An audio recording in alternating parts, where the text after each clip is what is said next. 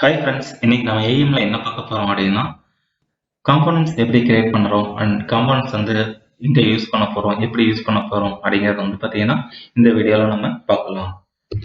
So components அப்படின்னா என்னன்னா it's reusable module அப்படின்னு நம்ம சொல்லுவோம். ஸோ இதை எங்க நம்ம யூஸ் பண்ணுவோம் அப்படின்னா வந்து பாத்தீங்கன்னா சம் அப்ளிகேஷன்ஸ்க்கு வந்து பாத்தீங்கன்னா பிசினஸ் லாஜிக்கை பேஸ் பண்ணி எனக்கு வந்து பாத்தீங்கன்னா வெப்சைட்டுக்கு கண்டென்ட் சர்வ் பண்ணணும் அப்படின்னா வந்து பாத்தீங்கன்னா நம்ம அதை வந்து காம்போனண்டா வந்து கிரியேட் பண்ணுவோம். ஓகே, நம்ம வந்து அதை அந்த மாதிரி செக்ஷன்ஸ் என்ன இருக்கு அப்படிங்கிறத ஒரு சாம்பிள் வெப்சைட் வச்சு நம்ம செக் பண்ணி பார்ப்போம். இந்த வெப்சைட் நம்ம எடுத்துப்போம். இந்த வெப்சைட்ல வந்து பாத்தீங்கன்னா ஒரு டெக்ஸ்ட் செக்ஷன் இருக்கு, then image section, then again text and accordion. So multiple accordions இருக்கு. ஸோ இது எல்லாமே ரீயூசபிள் அப்படிங்கிறதுனால ஸோ நம்ம இந்த இடத்துல எல்லாம் வந்து பார்த்தீங்கன்னா நம்ம காம்போனன்ட்ஸை வந்து நம்ம கிரியேட் பண்ணலாம்.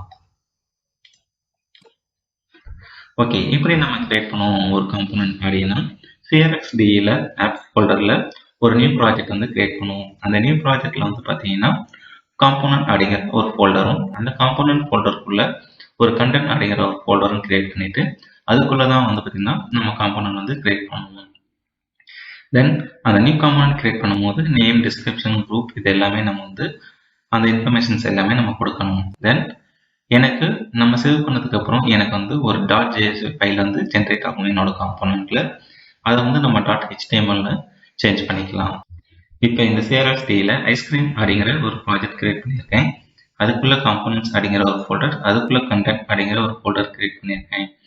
தென் இங்கே வந்து நான் ரைட் கிளிக் பண்ணிட்டு create new component.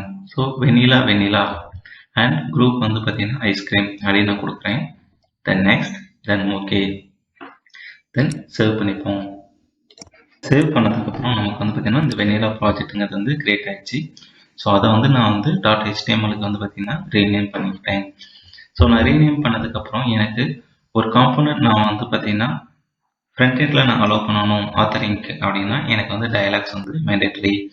So dialogues நம்ம வந்து எங்கேருந்து காப்பி பண்ணுவோம் அப்படின்னா ஸோ டயலாக்ஸ் வந்து பார்த்தீங்கன்னா நம்ம let's WCM foundation components title and செக்யூகோலன் டயலாக் இங்கேருந்தும் காப்பி பண்ணலாம். அப்படி இல்லை அப்படின்னா வந்து பார்த்தீங்கன்னா ஆப்ஸ் ஃபோல்டர்லேருந்தும் நம்ம காப்பி பண்ணலாம்.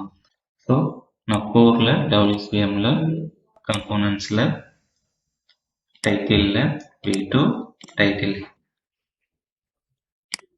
தென் இங்கே இருக்கிற இந்த டயலாக் வந்து பார்த்தீங்கன்னா நான் காப்பி பண்ணி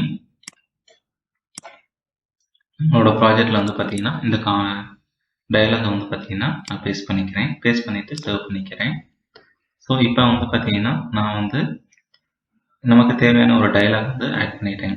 ஸோ இப்போ நம்ம ஒரு நியூ பேஜ் வந்து கிரியேட் பண்ணி பார்ப்போம். ஓகே, இந்த டெஸ்ட் பேஜில் வந்து பார்த்தீங்கன்னா நாம நம்மளோட காம்போனன்ட்ஸ் வந்து அலோவ் ஆகுதா அப்படிங்கிறத செக் பண்ணுவோம்.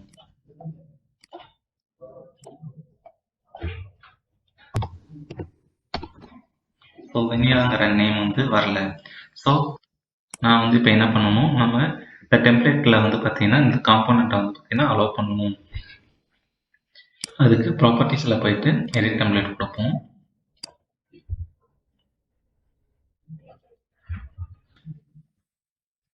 இந்த ரெஸ்பான்சிவ் கிரிட் ஆர் லேஅவுட் கண்டெய்னரில் வந்து பார்த்தீங்கன்னா பாலிசிஸ் போவோம். ஸோ இங்கே அலோடு காம்போனன்ட்ஸ் இருக்கும். அதில் வந்து பார்த்தீங்கன்னா ஐஸ்கிரீம் அப்படின்னு செலக்ட் பண்ணுறோம். ஸோ எனக்கு ஆல்ரெடி கிரியேட் பண்ணது இருக்குது, நான் குரூப்பாக செலக்ட் பண்ணிக்கிறேன்.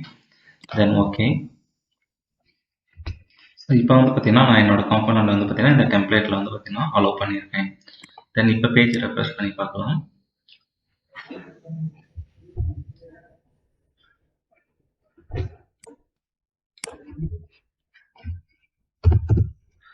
ஸோ என்னோட காம்போனன்ட் வந்து இப்போ அவைலபிள் இருக்கு.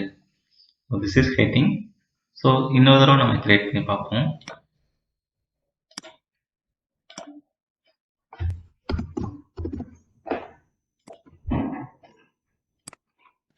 ஓகே, நான் 2 தடவை கிரியேட் பண்ணியிருக்கேன். ஸோ இதோட பேக்கெண்ட் இருந்து காம்போனன்ட் வந்து எப்படி ஸ்டோர் ஆகுது அப்படிங்கிறதையும் பார்ப்போம். இந்த எடிட் மோட்ல இருந்து வந்து பார்த்தீங்கன்னா டெவலப்பர் மோடுக்கு போகும். டெவலப்பர் மோட்ல இந்த ரெஸ்பான்சிவ் கிரிட்ல again ரெஸ்பான்சிவ் கிரிட், இதில் நியூவில் நம்ம இந்த இது கிளிக் பண்ணுவோம். இந்த ரெஸ்பான்சிவ் கிரிட் போகும்.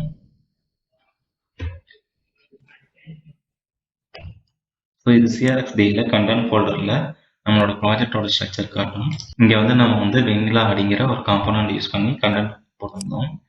ஸோ அதோட ரிசோர்ஸ் டைப் எங்கேருந்து வருது அப்படின்னா நாம கிரியேட் பண்ண ஐஸ்கிரீம் அப்படிங்கிற ஃபோல்டரில் காம்போனன்ட்ஸில் கண்டென்ட்லேருந்து நமக்கு அந்த வெண்ணிலா தான் சப்போர்ட் ஆகுது. ஸோ இந்த ரிசோர்ஸ் டைப் வந்து பார்த்தீங்கன்னா செகண்ட் டைம் நான் யூஸ் பண்ணும்போது இந்த காம்போனன்ட் வந்து இதோட ரெஃபரன்ஸாக தான் எனக்கு கிரியேட் ஆகுது. காம்போனன்ட்ஸில் வந்து பார்த்தீங்கன்னா நம்ம வந்து எப்படி எடிட் பண்ணுறது அப்படிங்கிறத நெக்ஸ்ட் வீடியோவில் பார்க்கலாம்.